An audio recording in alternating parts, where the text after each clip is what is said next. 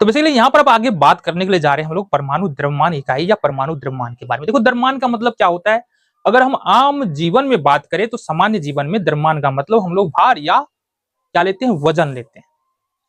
तो मेनली हम यहाँ पर जानने ये वाले हैं कि परमाणु को तौलते कैसे हैं और उसका वेट कैसे निकालते हैं, बस यही हमको यहाँ पर देखना है। ठीक है, आम जीवन की बात करें, वैसे अगर हम जाएंगे तो द्रव्यमान का मतलब अलग होता है और भार का मतलब अलग होता है। साइंस में चलेंगे तो फिर तो मामला गड़बड़ हो जाएगा, तो आम जीवन में हम समझते पहले। तो परमाणु द्रव्यमान होता क्या है, तो जाहिर सी बात है अगर परमाणु के द्रव्यमान को निकालेंगे तो वही परमाणु द्रव्यमान है, फिर हम पढ़ क्यों रहे। जैसे हम तुमको बोले कि चलो इस बुक का, ये हमारे पास एक बुक है, इस बुक का द्रव्यमान बता दो, तो तुम किसमें नापोगे, तुम नापोगे इसको केजी और ग्राम में नापोगे कि नहीं, बिल्कुल नापोगे। चलो इस बुक को हम रख देते हैं, चलो इस मार्कर के वेट को बताना है तो ग्राम में नापेंगे। चलो सोने के वेट को नापना है, मिलीग्राम माइक्रोग्राम में माप लेंगे। ठीक है, तो यहां पर है ना छोटे छोटे पैमाने होते हैं नापने के, क्या इन पैमानों से परमाणु का भार हम नाप सकते हैं क्या, और इसके लिए हमको समझना पड़ेगा कि परमाणु आखिरकार छोटा कितना है। देखो 1 सेंटीमीटर जगह कितना होता है, तो बताओ जरा। 1 सेंटीमीटर आई होप इतना बड़ा जगह होगा, इससे ज्यादा बड़ा नहीं होगा, 1 सेंटीमीटर जगह। अब परमाणु इतना छोटा होता है कि अगर 1 सेंटीमीटर में कॉपर मतलब तांबा देखे हो ना, हाँ कॉपर मतलब तांबा का 3.5 करोड़ परमाणु, 3.5 करोड़ परमाणु। अब देखो 1 सेंटीमीटर जगह में अगर हम एक के ऊपर एक सटा करके रखते जाए तो 3.5 करोड़ कॉपर के परमाणु आ जाएगा। अब तुम्हारा माथा घुमा होगा कि परमाणु कितना छोटा होता है, और हम जो यहाँ पर काम करने के लिए जा रहे हैं ना, परमाणु को मापना या तौलना, ये इतना आसान नहीं है जितना कि चावल और दाल को तौलना। ये बात समझो, तो फिर क्या कैसे करें, चलो जी आज। तो यहां से हमको समझ में आया ये कि किलोग्राम या ग्राम में तो मापना संभव नहीं है, क्योंकि परमाणु जो है बहुत छोटा होता है। एक उदाहरण से समझते हैं, हाइड्रोजन परमाणु का द्रव्यमान, जो कि सबसे छोटा परमाणु है, हाइड्रोजन परमाणु का द्रव्यमान ये कितना होता है, ये होता है 1.673 इंटू 10⁻⁻24 ग्राम। ये बहुत बहुत बहुत छोटा नंबर होता है।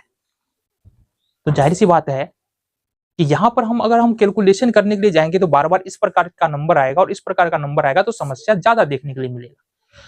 तो तरीका क्या निकला हमारे पास, तो देखो सबसे पहली बात बाबू, अगर हम केजी का प्रयोग करते हैं ना, तो केजी का ये आया कहां से, केजी या किलोग्राम आया कहां से, जाहिर सी बात है एक कोई वस्तु लिया गया होगा, उसका फिक्स वजन रहा होगा, उसको 1 केजी बोल दिया गया होगा, और देन उसी के हम तुलना में हम 2 केजी 3 केजी या आधा केजी का भार हम लोग निकालते हैं, तो केजी का आविष्कार ऐसे हुआ होगा। तो इसी तरह से परमाणु को नापने के लिए, अब आ जाओ, परमाणु को नापने के लिए वैज्ञानिकों के दिमाग में क्या बात आया समझो। कार्बन के 3 समस्थानिक होता है, कार्बन 12, कार्बन 13 और कार्बन 14। तो वैज्ञानिकों ने क्या किया, कार्बन 12 लिया। अब कार्बन 12 का जो परमाणु द्रव्यमान होता है, ये होता है 12, ठीक है, और इसका परमाणु भार भी हम लोग 12 ग्राम लेते हैं। चलो, तो कार्बन 12 को पकड़ा। कार्बन 12 एक ऐसा परमाणु है जिसके नाभिक में 6 प्रोटॉन होता है, और इसके नाभिक के बाहर 6 इलेक्ट्रॉन होता है, अलग अलग कक्षाओं में। ठीक है, तो 6 प्रोटॉन और 6 इलेक्ट्रॉन वाला परमाणु को वैज्ञानिकों ने पकड़ा और क्या किया, इस परमाणु का 12 टुकड़ा किया। कितना, 1 2 3 4, 1 2 3 4 5 6 7 8 9 10 और 11 12, देख लेना यहां से 12 टुकड़ा किया। बेसिकली मान तो सकते हो ना, 12 टुकड़ा किया, बराबर बराबर, ऐसे यहां पर बराबर नहीं दिख रहा होगा तुमको, बट बराबर बराबर 12 टुकड़ा किया, और इसमें से एक टुकड़ा को निकाला और बता दिया बाबूजी ये जो एक टुकड़ा का भार है ना, यही तुम्हारा है 1 AMU, एटॉमिक मास यूनिट। क्या निकला हमारा, जैसे 1 केजी होता है ना, इसलिए यह AMU यहां पर आया। अब AMU है क्या, कार्बन 12 परमाणु का 12वां भाग है। कौन सा भाग है, कार्बन 12 परमाणु का 12वां भाग। तो बेसिकली कहने का मतलब यह है कि परमाणु द्रव्यमान इकाई निकल के क्या आया, परमाणु द्रव्यमान इकाई निकल के क्या आया। चलो जी देखिए, कार्बन 12 के परमाणु द्रव्यमान के, परमाणु 12 के परमाणु द्रव्यमान के 12वें भाग को परमाणु द्रव्यमान इकाई कहा जाता है। द्रव्यमान इकाई कहा जाता है। समझो, जैसे हमने एक छोटा सा एक धातु लिया था और उसको 1 केजी बताया था, इसी तरह से हमारा ये कार्बन 12 का 12वां भाग जो है हमारा 1 केजी यानी कि 1 AMU यहाँ पर हो गया। 1 केजी नहीं हुआ, 1 केजी बराबर, सपोज हमारा ये पैमाना बन गया ये 1 AMU, ठीक है। इसी की तुलना में हम लोग क्या करते हैं, दूसरे परमाणुओं का भार मापते हैं, वो भी बताते हैं तुमको। अच्छा, एक बात और है यहाँ पर, देखो कार्बन 12 का परमाणु द्रव्यमान ग्राम में कितना होता है, ये होता है 1.9926 10⁻⁻23 ग्राम, ये इतना होता है।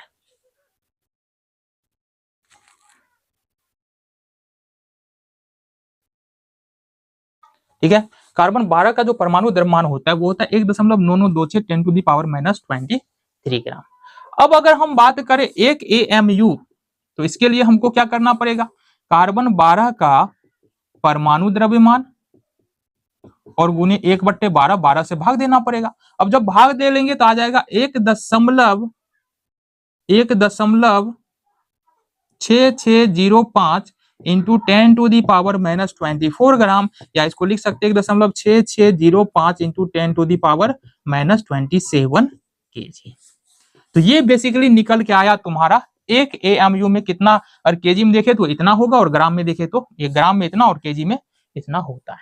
ऐसा कुछ और बात है। सपोज हमारे पास, सपोज मानने पे दुनिया चल रहा है, सपोज क्या होता है, सपोज नहीं मालूम, होता है। आ जाओ बाबू, आ जाओ बाबू, क्या देखे, देखो नाइट्रोजन का परमाणु द्रव्यमान 14U है। इसका मतलब क्या है, नाइट्रोजन का परमाणु द्रव्यमान 14U है, इसका मतलब है कि नाइट्रोजन है ना, नाइट्रोजन का जो एक परमाणु है कार्बन 12 के एक परमाणु के 12वें भाग के वजन से 14 गुना भारी है। कितना गुना भारी है, 14 गुना भारी। फिर से समझो, नाइट्रोजन का जो एक परमाणु है कार्बन 12 के परमाणु द्रव्यमान के 12वें भाग से 14 गुना भारी है, इसका मतलब है नाइट्रोजन का परमाणु द्रव्यमान 14U है। क्लियर है बात? और भी समझो, जैसे हम बात कर लेते हैं हाइड्रोजन का परमाणु द्रव्यमान लगभग जो है वो 1 AMU होता है। इसका मतलब क्या है कि हाइड्रोजन का जो परमाणु द्रव्यमान है वो कार्बन 12 के परमाणु द्रव्यमान के 12वें भाग के 1 गुने के बराबर है, लगभग उसी भार के, ये हाइड्रोजन परमाणु द्रव्यमान उसी भार के बराबर है। आ जाओ, जैसे सोडियम ले लो, तो सोडियम का परमाणु द्रव्यमान कितना होता है, परमाणु द्रव्यमान 23 होता है। कितना होता है, 23 होता है। तो इसका मतलब है कि सोडियम का जो एक परमाणु है वो कार्बन 12 के परमाणु द्रव्यमान के 12वें भाग से 23 गुना अधिक भारी है। क्लियर है? तो आई होप तुमको यहां से परमाणु द्रव्यमान समझ में आ गया, और हम अपने पीछे जो है छोड़े जा रहे हैं कुछ तत्वों के परमाणु द्रव्यमान जो तुमको याद होना चाहिए, क्योंकि आगे क्वेश्चंस इस पे बनने वाले हैं।